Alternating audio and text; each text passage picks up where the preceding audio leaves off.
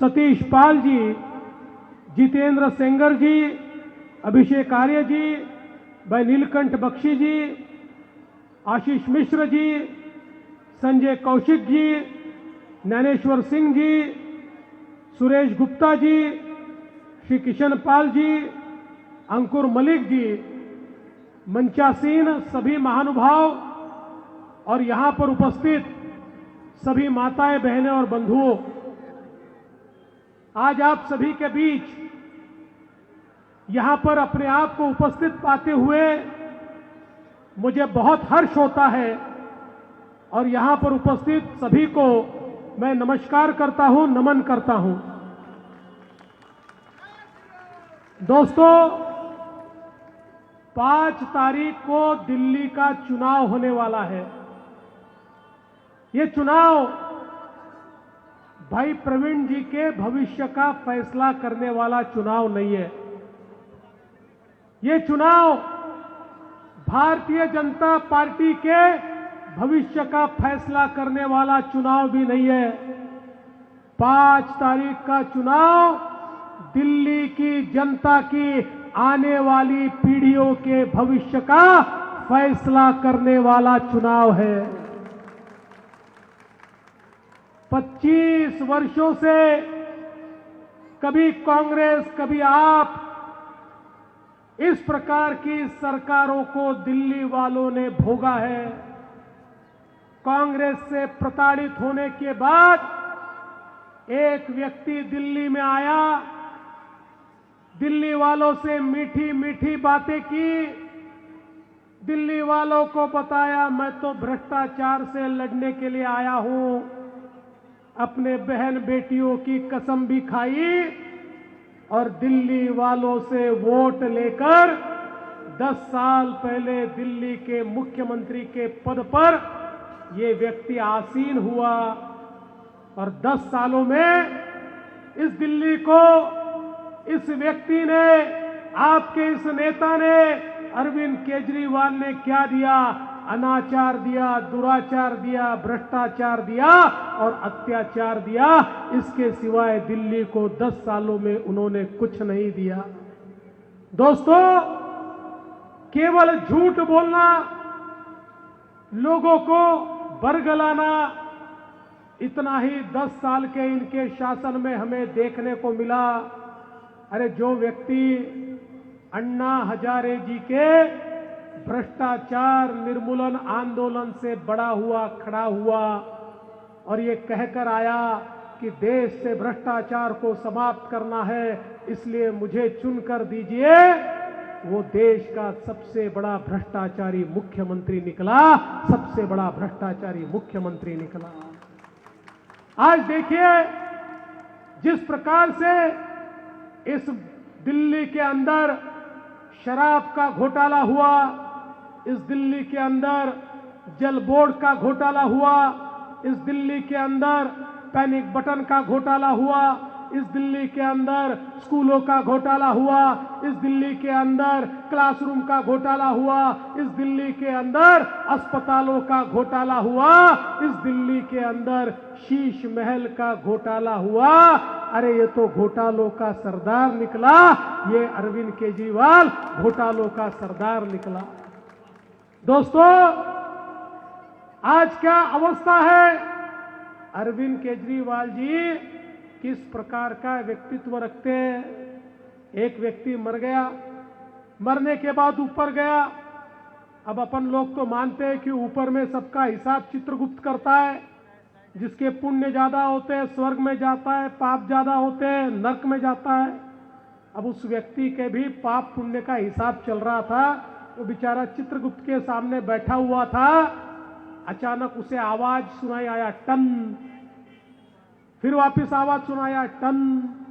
उसने चित्रगुप्त को पूछा, भाई चित्रगुप्त जी, ये टन आवाज किस चीज की है?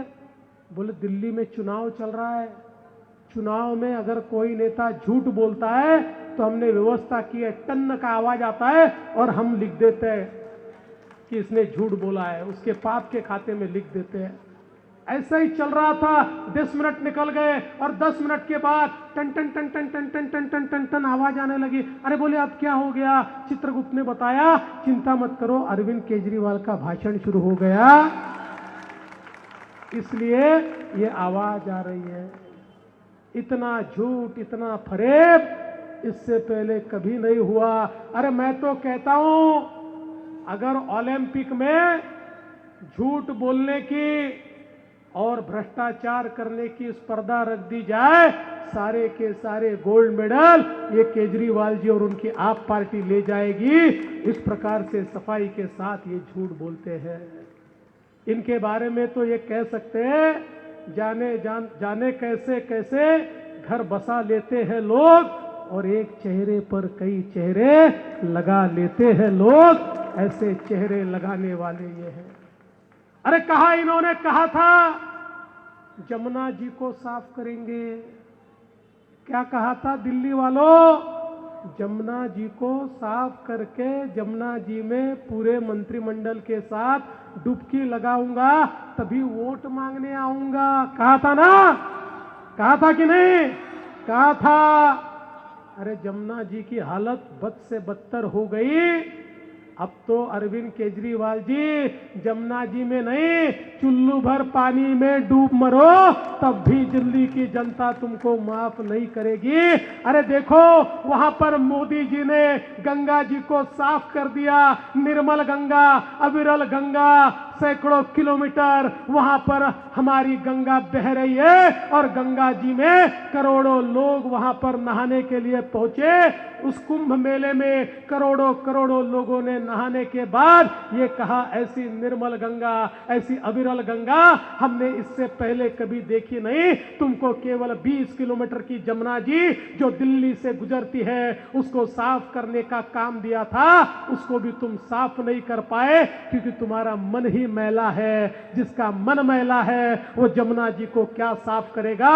अरे जमुना जी को साफ करना है तो मोदी जी जैसा साफ छवि का नेता जिस समय उनके हाथ में इस दिल्ली को देंगे, मैं आपको कह देता हूं, अरे मोदी जी के हाथ में दिल्ली आएगी 5 साल बाद, निर्मल जमुना जी और अविरल जमुना जी आपको बहते हुए मिलेगी और उस समय भी उसका पानी हम केजरीवाल जी को ले जाकर देंगे और उनके ऊपर डालकर उनको पवित्र करेंगे।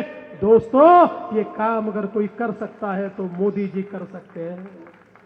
ये ऐसे लोग हैं, इनको कुर्सी से इतना प्यार है, ये नाम तो भारत के संविधान का लेते हैं, लेकिन ये संविधान को मानने वाले लोग नहीं है।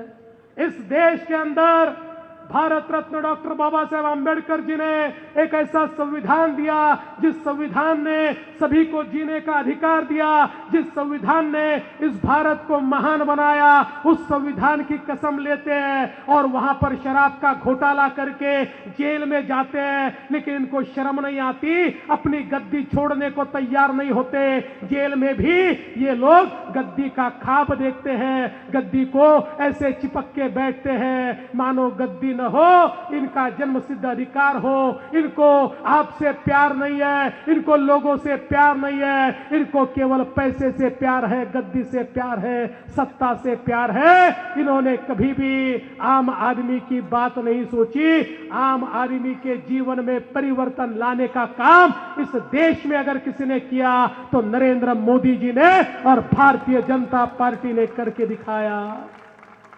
अरे 10 सालों में आप दिल्ली वालों को साफ पानी भी पीने का नहीं दे पाए, साफ पानी भी नहीं दे पाए।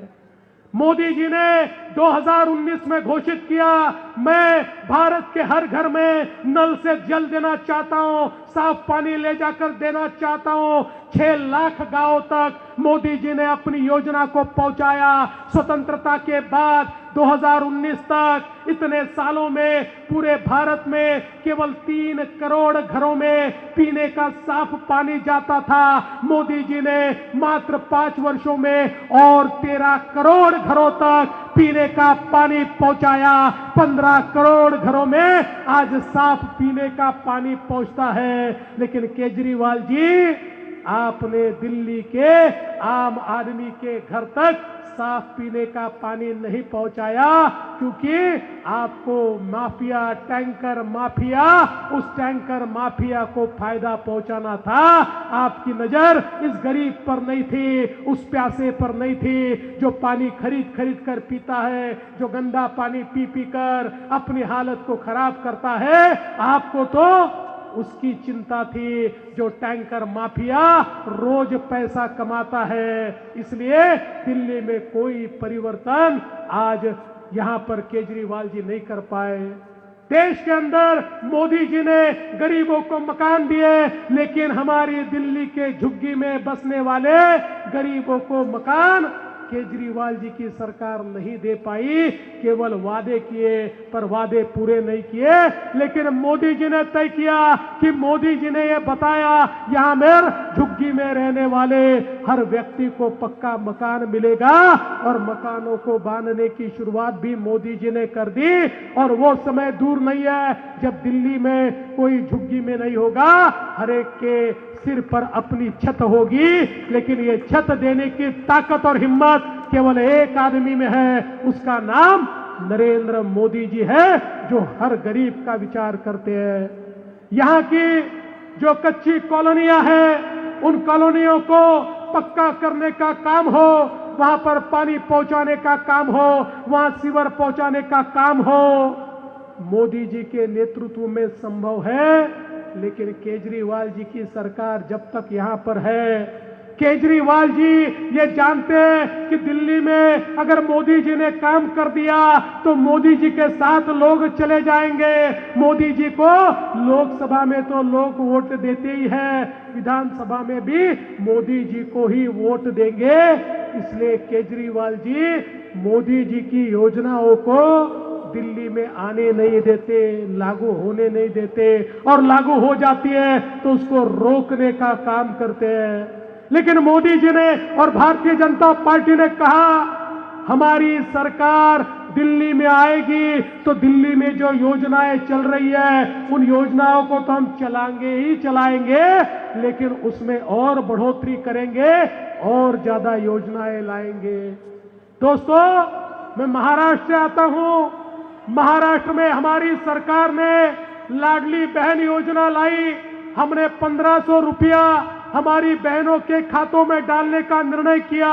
पिछले 1 साल से महाराष्ट्र की बहनों को पूछ लीजिए, उनके अकाउंट में हर महीने 1500 रुपए आते हैं।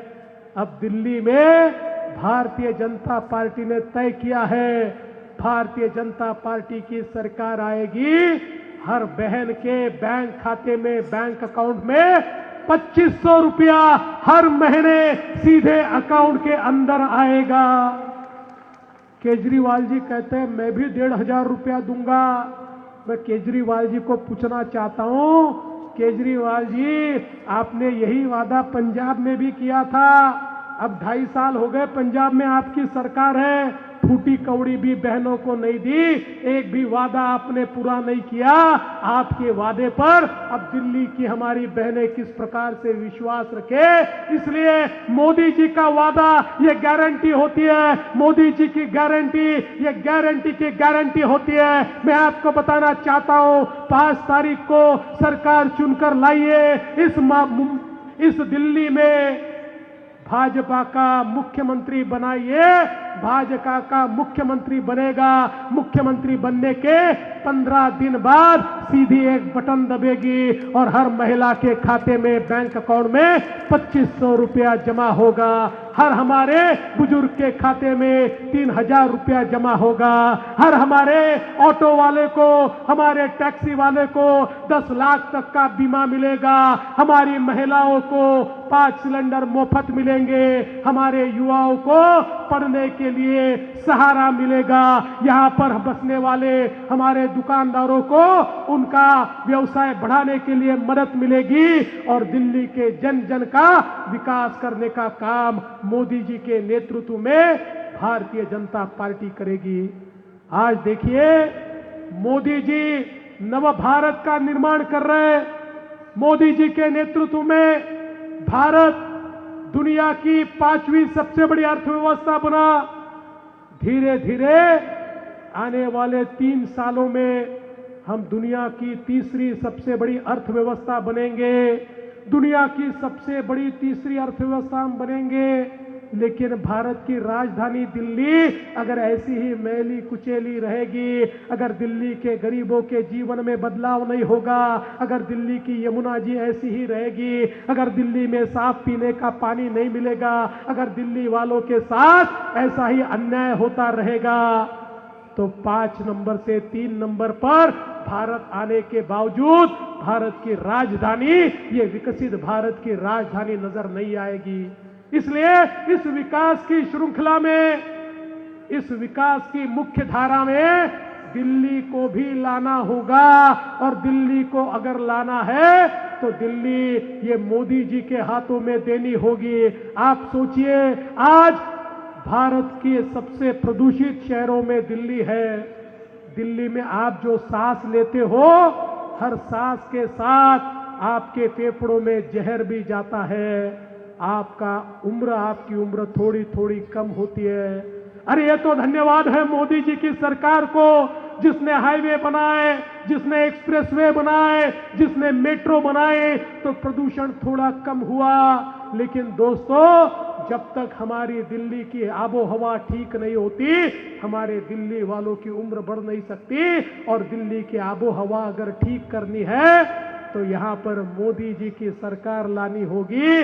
मोदी जी की सरकार आएगी तो दिल्ली को प्रदूषण से बाहर निकलकर एक ऐसी दिल्ली जिसकी हवा में सांस लो तो सांस में जहर नहीं, उस सांस में ऑक्सीजन हमारे नाक में जाएगा, हमारे फेफड़ों में जाएगा। इस प्रकार की दिल्ली ये मोदी जी के नेतृत्व में तैयार करनी है। इसलिए मैं आपको इतना ही कहने के लिए आया हूं। हरियाणा ने शुरुआत की, हरियाणा में जीत की शुरुआत हुई, हमने महाराष्ट्र में एक बड़ी विजय दी। लेकिन दिल्ली वालों, अगर दिल्ली की तकदीर बदलनी है तो 5 तारीख को दिल्ली में महाविजय दीजिए। अगर दिल्ली में महाविजय होगा तो दिल्ली वालों की तकदीर बदलेगी।